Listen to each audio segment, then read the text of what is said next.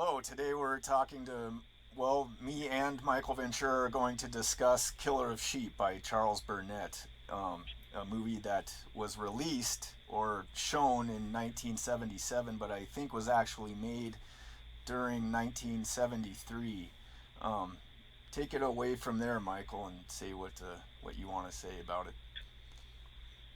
Well, one of the fascinating things about this is that even though I was writing about film in Austin, Texas from 74 to 78, and then with LA Weekly, when LA Weekly was the prime weekly paper in Los Angeles, I was part of the film section. Uh, Ginger Varney was film editor, and I was working with her and from the beginning. And then even after I started my column, which was about anything at all, called Letters at 3 a.m., I still did a lot of film work, interviews, reviews, and I never heard of Charles Burnett until you mentioned him to me. I never heard of this film. So I'm really interested partly in the phenomenon that here we were in LA, even though I hadn't been to film school, people I worked with had, definitely. A couple of them had masters in film from reputable higher education places. And uh, and nobody ever mentioned Charles. You're the first person to mention Charles Burnett to me, and you mentioned it so strongly in Killer of Sheep, the title of the film, and I was astonished not to have heard of it. And so I'd like you to tell me a little bit about Charles Burnett and how you heard of it, because now that I've seen the film, it is uh, a wonderful, elegant is a funny word to put on it, but I think elegant and unique film, an important film. I would be putting it in a top 20 or 30 of the American films of the 20th century. I think it's that significant. So, tell me about Charles Burnett. Tell us about Charles Burnett and how you came to hear it. Sure. Um, well, there's a whole genre of independent black filmmakers from that time period in Los Angeles that doesn't get a lot of play and is very interesting and is a whole nother subject that would take a long time to go into. But Charles Burnett was a student at UCLA and he grew up in South LA. And he started going to UCLA for film and he got a grant, I think of 3,000 from UCLA or some foundation there, and then he got another 7,000, I think, from somewhere from various people. So the whole film was $10,000, and Wow. he basically he the two main characters are people that he picked up as actors that had acted before and had some acting experience, but very little. And then the rest of the people were just people that he grew up with in South LA, and just peripheral people their children. And so he used real people in the film. Um, I thought that you and I had seen this movie at the Venice Theater. Um, was that what it's called? What was it called? The Fox. Uh, Remember that theater in Venice, and we knew the yes, I owner. do remember that theater. Yeah, I thought we had seen Uh, it there, but maybe not. There was a problem with the release of the film with the soundtrack, right? Like they couldn't get rights to all the right. songs and everything. So Hmm. so I might have actually seen it. They might have just shown it on the local public television station like KCET or something in the 80s. And when I saw it, and the opening of it where it's just a kids in a dirt clod fight, um, Hmm. it really touched me because at the around the same time that this movie is filmed and what they're depicting is my childhood, like to a T. What those kids are doing, I've never seen a dirt Right. clod fight in a vacant lot ever depicted on in a movie before, and it's just a very Generation X kind of thing, and it really touched me, and how realistic it was, and how kind of poignant it was about Hmm. Hmm. childhood and urbanity and playing in your surroundings and jumping from roof to roof and the Yes. kid, like the kid with the wrench who's setting off caps against the cement block. I mean, all those Hmm. things are Hmm. very that's very much a part of my childhood. It was like they're depicting my childhood, and another thing about it was that I spent 8 years, 8 hours a day, 5 days a week with kids from that community, with those same kids Hmm. pretty much that are in Hmm. that movie. Like I grew up with those kids, and Hmm. and I saw over that pretty much the 80s that I spent time with them in very close quarters. I saw it was kind of an inflection point where their community really changed over that period of time, and you could Yes. go back to the 70s too, where there was just this major change. And one of the themes of the film is the contrast between the South, where a lot of these people come from, where they migrate from, and then Hmm. being put into a into an urban situation. So it's the phenomena of the Great Migration, but it's also a phenomena of leaving a natural setting where you're in close commune with nature, and then going Hmm. into an urban setting. And this is not particular to black people.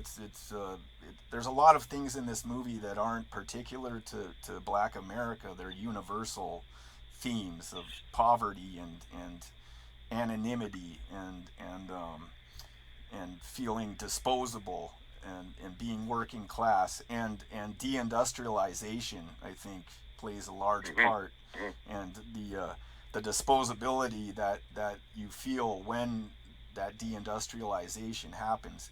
But I think for this particular Black America community that makes this great migration to the cities, the it's a strong theme of they're going from an environment that's very natural, and I mean you could go all the way back to Africa, where Hmm. they're making another kind of change from that, but they're going to the South, which is also very connected to the natural world.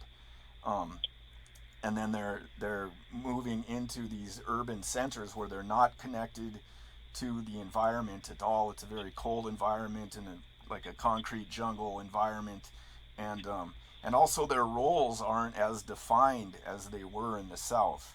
Right. And so that disposability comes in again, where they have a real defined integral role to their family, and to the community. No matter how like oppressive that Hmm. milieu Hmm. is, there's still a defined role, and they're like needed in that community, and they're very connected to nature again, and I think there's a real poignant part in the movie, which is its whole own little vignette, where he's dancing with his wife That's an amazing scene. to the Dinah Washington song, "This Hmm. Bitter Earth," and just the lyrics to that song really kind of portray what I'm talking about. That kind of just city anonymity and being invisible and looked over, and you're just part of the background. Um, but at the end of that song, as they would do in a lot of records that came out in the '60s, Hmm.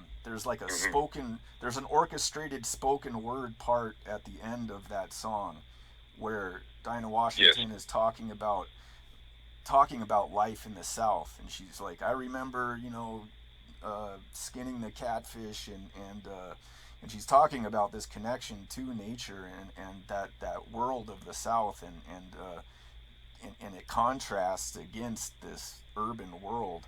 Um, So it really just being so close to that community growing up in my adolescent years, seeing it depicted realistically, which I've never seen any movie do that before. Any Hollywood movie depict this group No, of certainly, people certainly as not Hollywood. even the black directors, hood movies or whatever. Like it's very stereotypical. It's very on the nose, and it's not a realistic depiction of just day to day life of these people. And I've never seen that in any movie really. And an interesting thing about Charles Burnett is he makes these three movies. He makes Killer of Sheep, he makes My Brother's Wedding, and then he makes To Sleep with Anger. And there are three different layers of that community where Killer of Sheep is really, it's not the very dregs or like the projects of Watts, but it's definitely the poverty side Mm-hmm. of that community.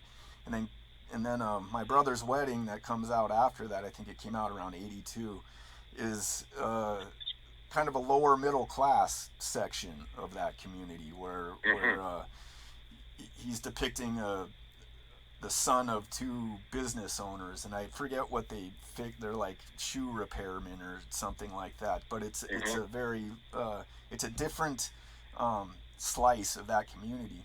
And then To Sleep with Anger is it depicts like the, I guess you would say, middle class of that Mm-hmm. community, and it takes place in the Adams district, which is it was a black community that had really big houses, and it's where Mm-hmm. Marvin Gaye and his family lived. But Right. so over those three movies, he really gives a shot of these three different parts of that community, and that theme of the South and how the South is connected to this new place, and they're kind of drifting away from the values of the South is affecting them, and Mm-hmm. and I think that like one of the things that I witnessed happen was there was a turning away from those institutions that were built up in the South, like the church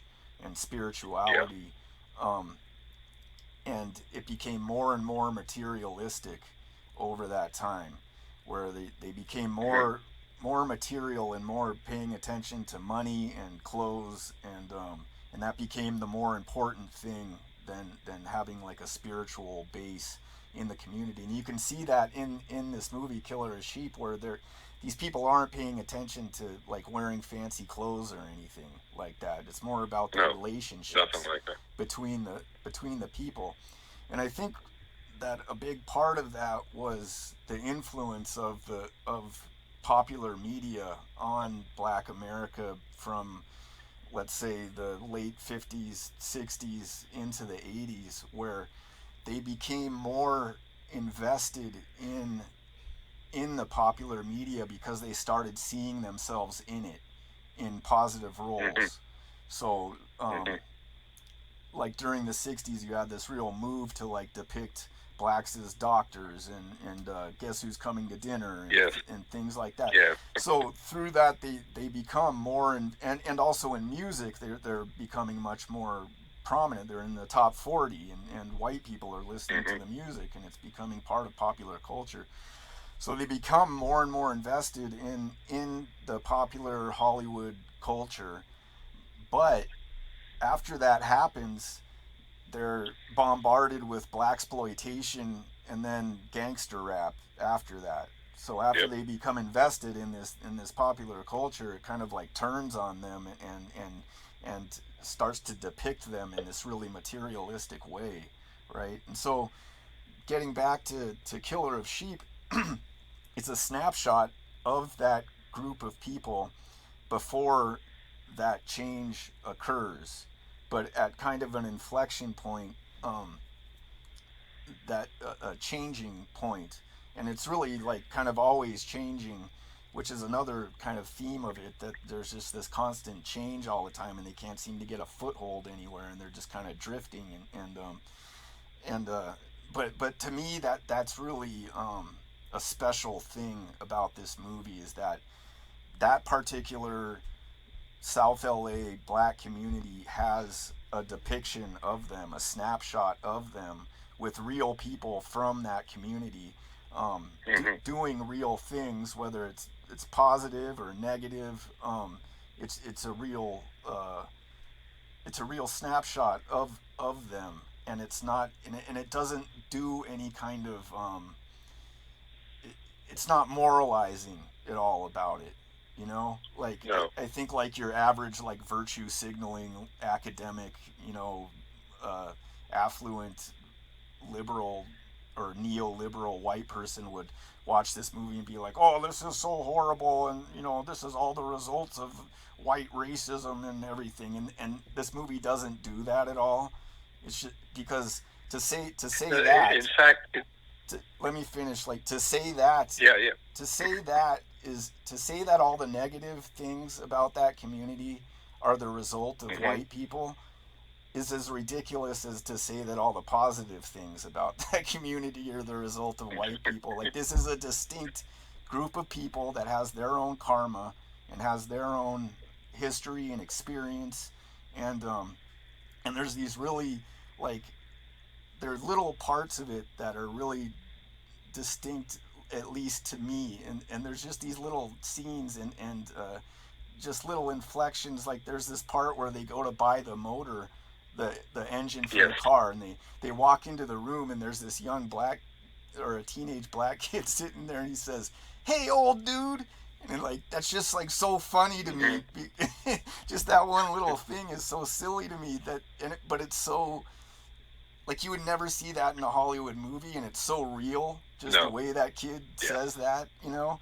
And there's another part where, I mean, the movie is full of parts like this, but there's another part where there's this kid riding his bike down the alley, and he runs into this group of black girls that are in the alley, like dancing and stuff, you know, and they have a little radio and Yes. everything, and they end up like knocking this kid off his bike, and he starts crying, you know, and dragging away his bike, and this girl dressed in white like thrusts out her hips and yells at the kid as he's leaving, and there's just these little gestures in this movie Yes. that I didn't realize this until a couple of, or like 5 years ago that my having experience with this community is extremely rare among white people, right? Like I just thought like everybody like knew, you know, this.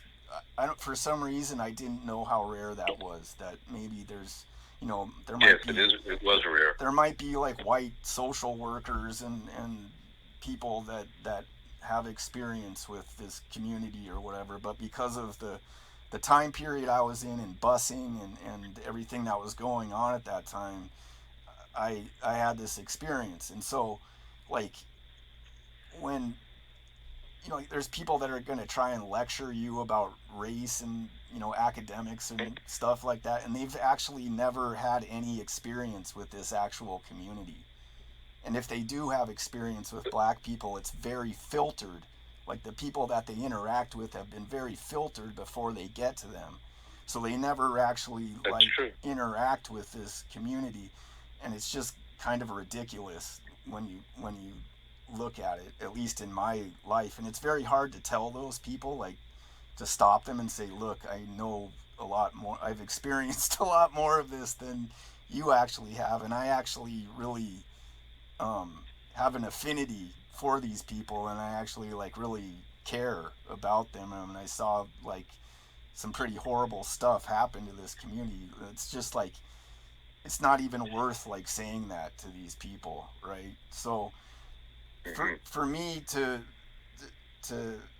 to have like a record of a realistic record of that particular community in that particular place, because it's also a very LA movie too. There's a you know It is. there's a Yes. very LA aspect to it, especially the parts that take place. At least for me, the parts that take place inside of Stan's house, where it just shows the wife doing the dishes or making dinner, or them dancing together, or the part where the little girl is she's listening to Earth, Wind and Fire and just Yes. playing in the, like that really.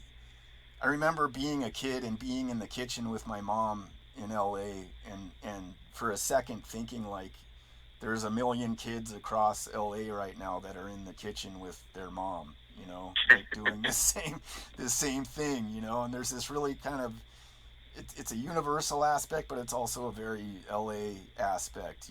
It's like at night having all the windows open and everything, and the Santa Ana coming Mm-hmm. in, and somehow that's projected in the film. So yeah, It seeing the film and I grew up in New York City and very, very poor. yeah, Some years very, very poor. And this is the first film I've seen that that gives that is honest about poverty. yeah, yeah, That about a life in poverty.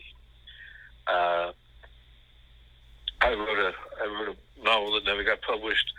Uh, the One of the editors who rejected it said it has no narrative line, and my response was, poverty has no narrative.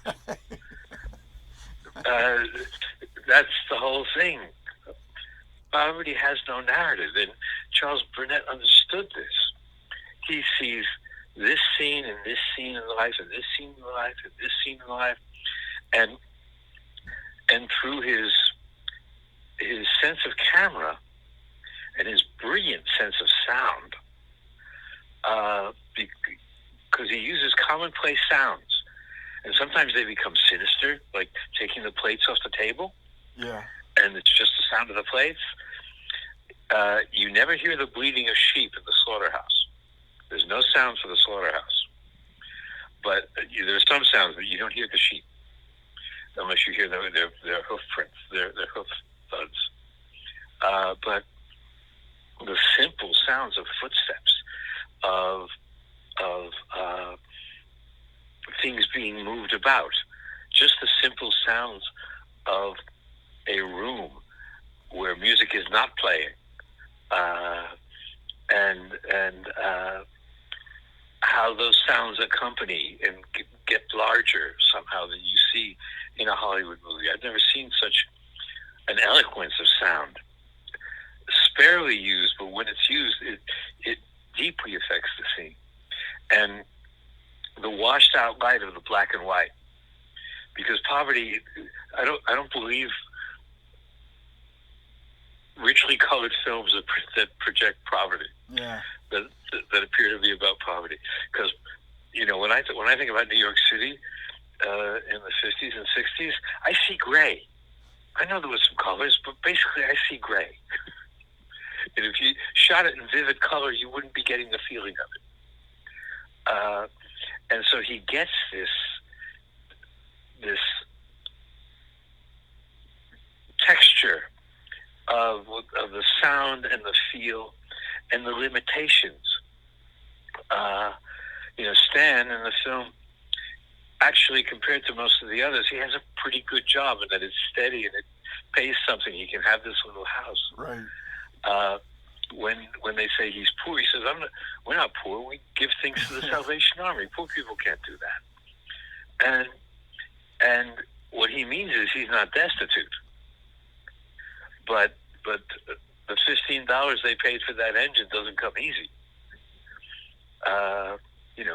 God knows what he's making. The minimum wage then was like $5 an hour or less, and that it goes from scene to scene to scene. It doesn't make story sense. He's not trying to tell a story. He's trying to give an atmosphere.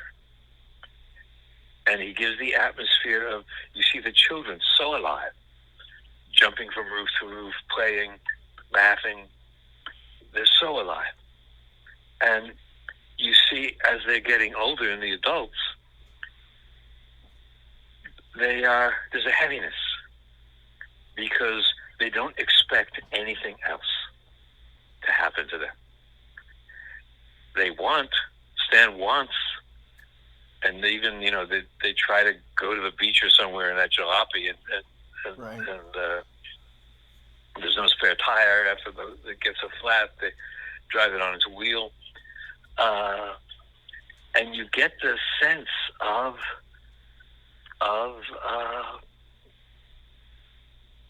their lack. They don't have a sense of possibility, and you feel that in the movie. And yet,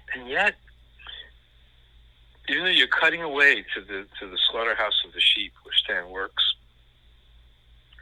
and you're seeing the metaphor of the sheep that don't have a chance, and their the false security of the sheep when they're together, like in a herd, Yeah. and they're all herded together, and then they're slaughtered.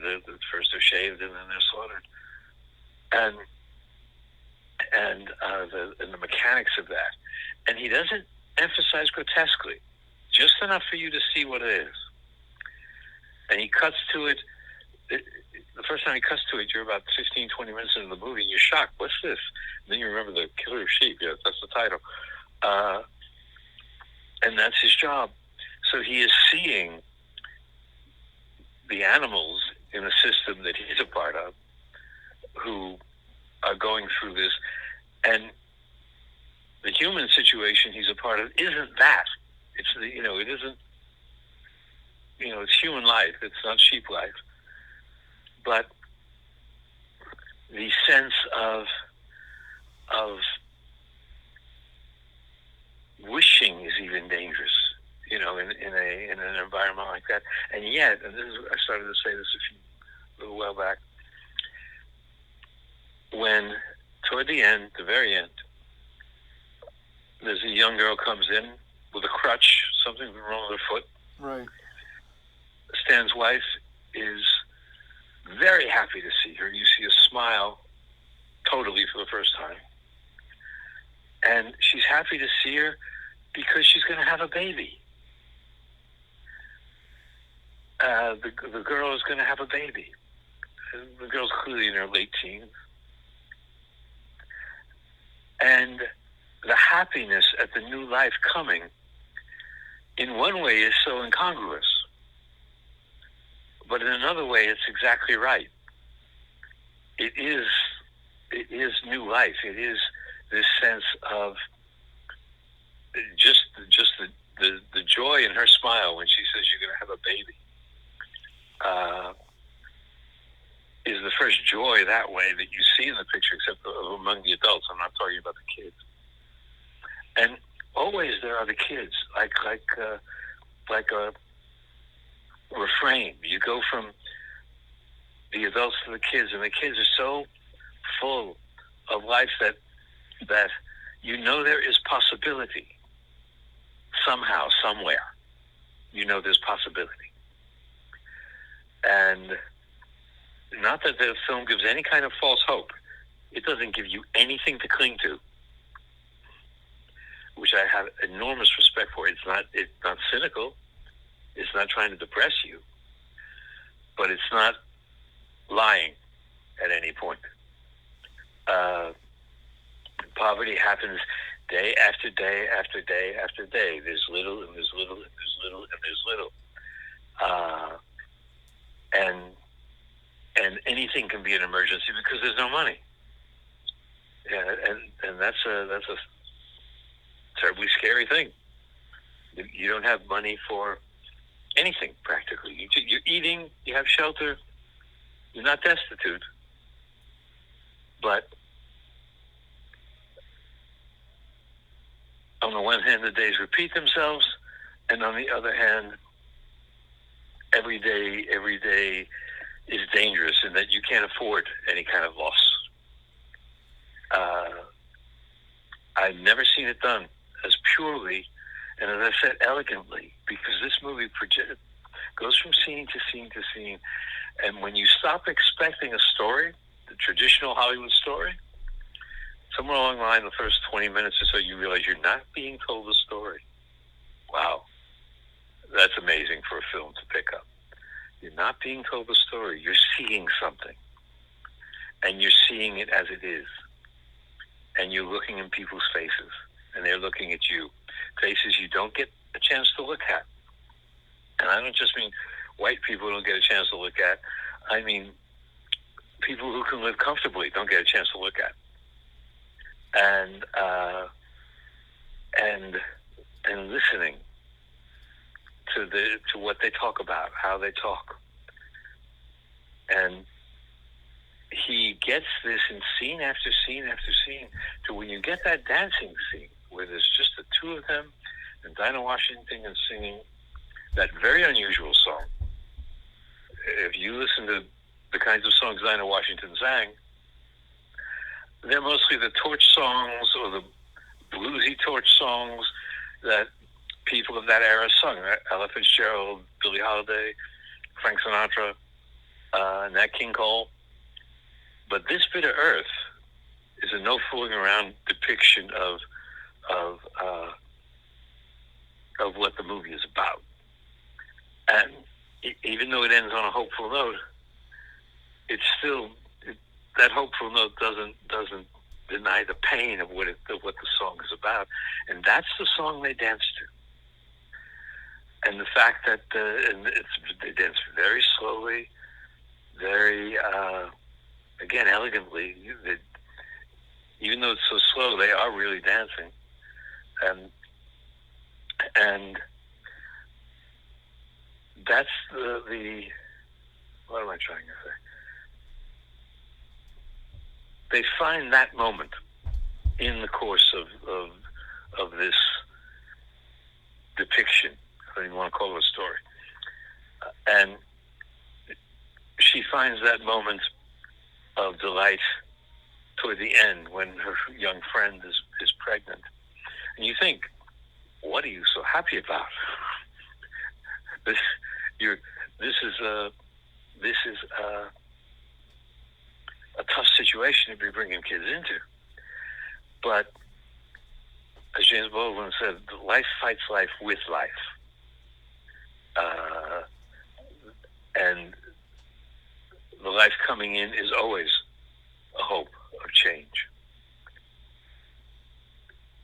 And it's not lying, because you have this new being that's there that maybe will have more of a chance than you did. But I go back to being shocked that I never heard of it. That all my film friends of LA in the 80s, nobody ever mentioned it to me, at least in a way that I'd remember. And if we did see it, then it's even worse, because if that happened, then I was callous to it. And it didn't really grab me, more than temporarily. But seeing it in this past week, I watched about half of it, and then I watched the other half. It was like I had to digest the first half. Yeah. I had to give myself to it, which is more a process than digest. Not because it bored me or disturbed me, but because I was seeing, given the way he uses light, and given the masterly way he uses sound, and given these faces that are not acting, they're being, and he makes it a completely different medium with completely different rules. And so when I watched the second half the next day, I realized this is a basically musical form. You're going from one movement and rhythm to another movement and rhythm, and getting taken away, not swept away, but just taken away into that rhythm, so that it was a shock to me that it ended. ready for it to end. And the last thing you're seeing is the sheep, but then you see the girl and the woman, and you hear that dialogue you spoke of, that narrative you spoke of. The line about my grandma, my dear grandma, dragging her shadow across the porch. Yeah. And when it's, I don't know how this will sound, but when the film is over, the air felt more clear to me. It was, there's a sense in which that's a very spacious film, the way you're looking at it visually, and that gets LA, because LA has a lot of space.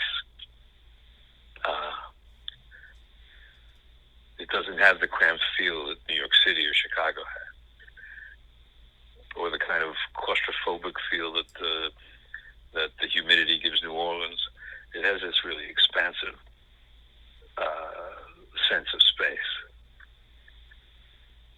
And here you have these trapped people, trapped in their poverty, in this expansive sense of space. And you start seeing all kinds of paradoxes and contradictions that I don't want to make into some sort of literary experience. But just the power of this $10,000 film. And how old was he when he did it?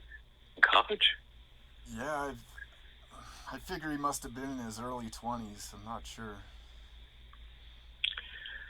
Well, I think he was lucky then to have just $10,000. Yeah. Because he couldn't get fancy. Because he used the medium, and I'm not minimizing what he did. He used the medium brilliantly. But $10,000 meant he couldn't make many mistakes. And the concentration of the film is part of its power.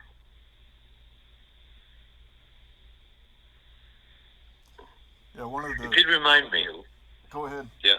No, go ahead. It reminded me of a movie made by Shirley Clark,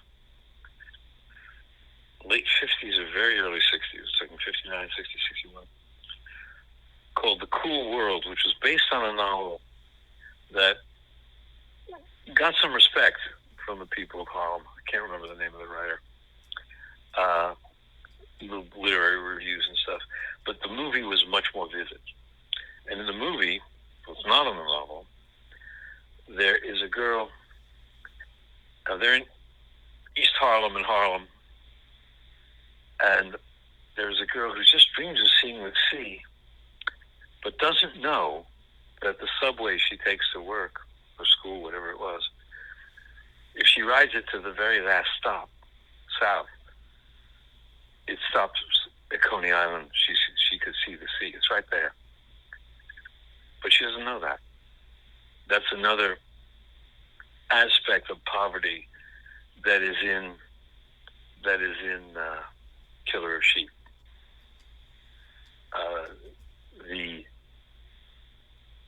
The sense of not having a sense of what's there, what could be available to you if you only knew about it. Right. You know, when I was in my late teens and living in the Bronx and listening to jazz, I didn't really get that for only a $2 or $3 cover charge, which was significant in that time. And the movies only cost about 50 cents then. I could have paid the cover charge and seen John Coltrane, seen Charlie Mingus. They played New York was their base. They played it all the time. I didn't get it. I didn't, even though I thought I was reading books and I was, I thought I was pretty hip for somebody coming from what I came from, but I did not get that I could have seen and heard a lot more than I took advantage That it didn't have to be middle class or rich to be able to see these things in New York City at the time. Yeah, and you get that sense in Killer of Sheep. That's definitely an aspect that I noticed growing up, was that those kids, a lot of them never left maybe a 10-block square radius of where they lived.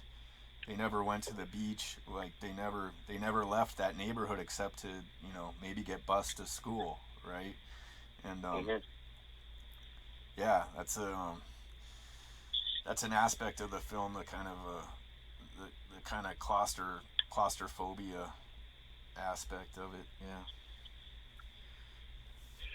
Yes, the claustrophobia of poverty. That is for sure an aspect of poverty, and I think Killer of Sheep is a much better film than The Cool World. The Cool World tells a story, gets involved with gangs and stuff, but was radical for its time and hardly got shown outside of New York City. But Killer of Sheep, as kind of a visual poem, once you get into its atmosphere, I'm so impressed by its vividness, by how these simple scenes of people being in a kitchen, of people being in a living room, of people walking down the street, of children playing the dangerous games that children play. Yeah, I saw an interview with him where he's it's from a few years ago, and he's talking about those scenes with the kids, and he's like, I didn't really realize that I was actually filming them doing things that were really dangerous. And he said they were doing it anyways, and I just filmed it, but yeah. Yeah, we did that in Brooklyn, in the Bronx, I mean, I was terrified. I did it so I wouldn't seem a coward, but I was terrified. But I imagine all the other kids were too. But just seeing the liveliness of it. Yeah, I love the. I've never seen children directed in a movie better, or rather filmed, put in a movie in a more genuine way. Yeah, I really like the part where he's filming the kids around that abandoned house, and it shows all the kids lined up sitting on a wall next to the abandoned house, and they're playing that Paul Robeson song, and he said, "This is America to me." Yes. It's so poignant, and it's not making a kind of ham-fisted statement about this is the poverty of America or something. It's like, this is really a beautiful part of America. Yes. This is the beauty of America right here. This is kids making something wonderful out of a bleak landscape, and being who they are and being natural, and yeah, there's a bunch of scenes like that in the movie. Yeah, and I've never seen that. And I'm looking, what you said at the beginning, I'm looking at kids as kids. That they're being kids. They're being kids in an urban setting. I know our little crew used to go to construction sites. Weekends when the construction workers weren't there, we come in over the fences. We do all these really dangerous stuff. Yeah. It's amazing that none of us ever got hurt. I mean, seriously hurt.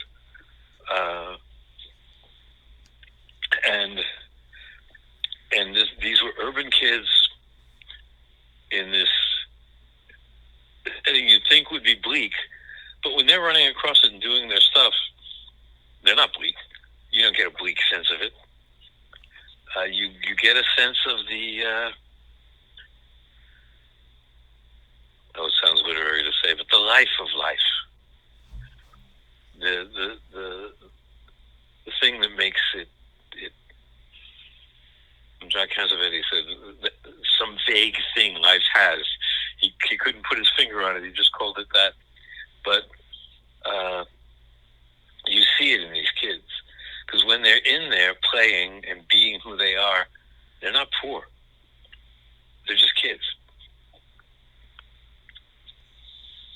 You know, it's interesting too, the whole theme of violence in the movie, and I'm not sure if he intended this, but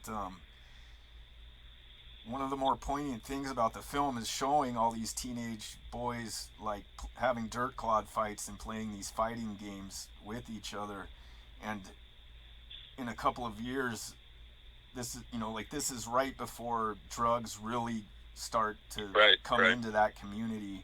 A couple of years after this is filmed, like PCP comes into the community and things get really, really violent, and murder, like the murder rate skyrockets in 1979, 1980, and then gangs start to become a really big thing too. And I don't know if he intended that as, I know that violence is a real theme in this movie because it starts out, the first scene is the kid getting yelled at by his father and told to stand up for himself because he comes home beat up or something, and then his mother comes over and slaps him, right?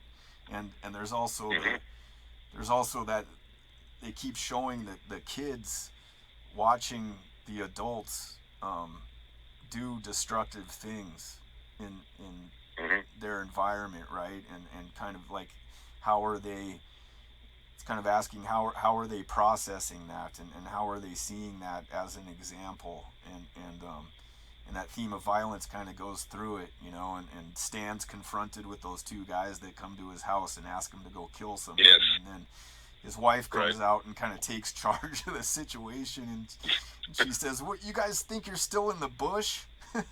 You know, and yes, and yeah, man, that it kind of like predicts in a weird way like what was about to happen in South LA, and I'm not sure if he intended that, but also he keeps showing the young boys lined up, like he shows them lined up on that wall, and then he shows them lined up on the train tracks, and like and putting themselves under the train and everything.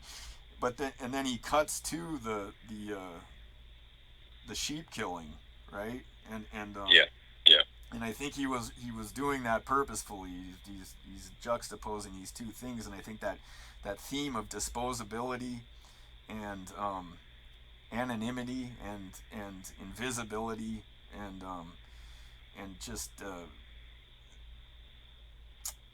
not these people not being looked at as individuals, but as a group, and a group that's now disposable because like all the, you know, this is at the same time that a bunch of factories that are shutting down in South LA too. Bethlehem Steel shuts down, and all these car factories shut down, and they're just not needed anymore, you know. So that theme, the whole juxtaposition between the killing of the sheep and the children, I think, was intentional. Yes. But there is a lot of beauty in this movie, and I think that's one of the reasons that you didn't want it to end. Because it just like it really just milks the beauty out of all of these situations, and it's a beauty that I've never seen in any other movie. I've never seen that depicted in any other movie. Just that No, I haven't yet. genuineness of it. Yeah.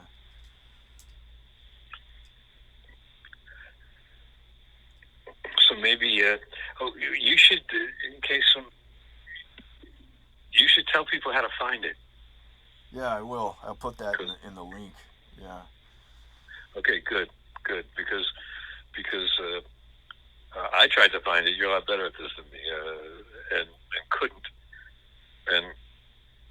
and even the DVD does exist. It costs way more than I could afford a DVD. Yeah. I guess because it's so rare. Criterion put it out, and then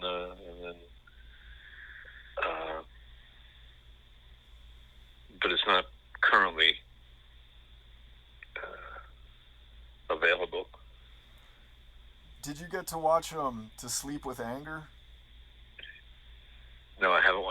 You should watch that one. It's a more big budget movie. Danny Glover plays the lead in it, but you'd like that movie a Oh, lot too. He's Danny Glover plays a guy that he comes from the South to visit his family in the Adams district, and they're all kind of like middle class blacks, but he's kind of like a return of that Southern mhm. folklore kind of culture to their family, and he causes all this disruption in their family, and yeah, it's a really interesting movie. But yeah, he's an interesting director, and I don't think Hollywood liked him very much. Um, I think I saw an interview with him, and he's talking about when they were trying to get To Sleep with Anger made, and they kept making changes to his script, and I think they kind of wanted to make a story about middle class blacks in a kind of Bill Cosby mode, and he didn't want to make that kind of movie, and he had a bunch of problems getting it made. But then I think he got Danny Glover interested in it, and that gave him a little more wiggle room. But Mhm. yeah, it's worth watching. Yeah. But I'm glad you liked it, and I thought you would really relate to it. I thought that the depiction of poverty and childhood in poverty that that I'd never seen before in a movie, and I don't think that you had ever seen it before either. I thought that you would like that No, a I never, lot. I never, I never saw, I never saw that even attempted in a Yeah. movie. Uh,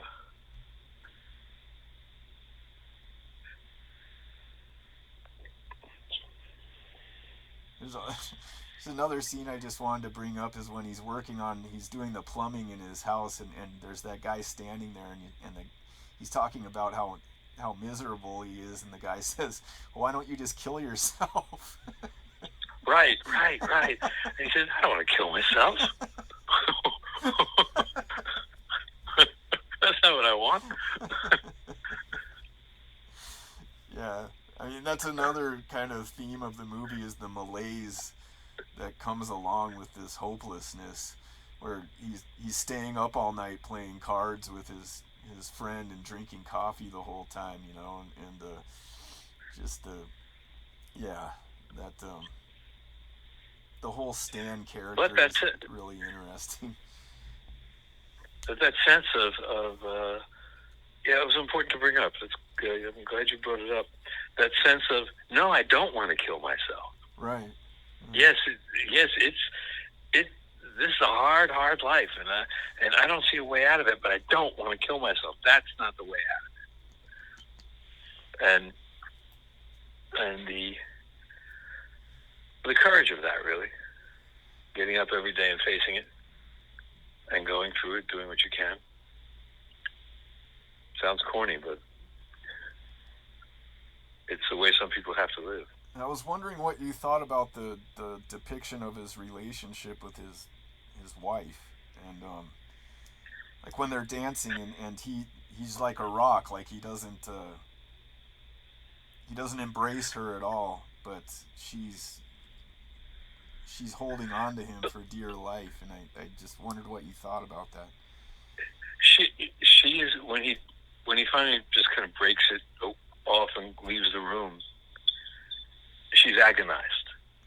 She has a moment where she doesn't scream, but visually it's like a scream, and and and she, how can I put it? She collects herself. She feels the pain. You see the pain. She's not defeated by the moment, but she was having a beautiful, beautiful time, and then he couldn't follow it through. But later on, uh, they're sitting on a sofa, and it's clear that maybe they'll make love. He's touching her leg. It's a softer moment, maybe. They're not going to make love, but it's a softer moment between them. And then she has that smile at the end when she realizes a baby's coming. But I thought after the dancing, when she wants to go to bed and he can't handle it, he leaves. He wants to hang on to his depression, as many of us do sometimes. And what I saw was a soundless scream, a thing where she was so alone, and yet there's a smile at the end when her friend comes and is pregnant. So you get all these sides of her, even though the film isn't really about her, and yet if you took her out, the film would be wiped out. It would be empty. Oh, I think that she is the not the star of the movie, but I think her acting job in this movie is amazing. And Yes, it reminds me of the woman in Bring Me the Head of Alfredo Garcia. The depth of feeling given out without given out without ostentation at all, and just the depth of yes. feeling in silence is just really amazing, and it's just a really unsung acting job by that woman. No, those two performances are reflective of each other. I mean, you're right. I agree. Very powerful and yet quiet.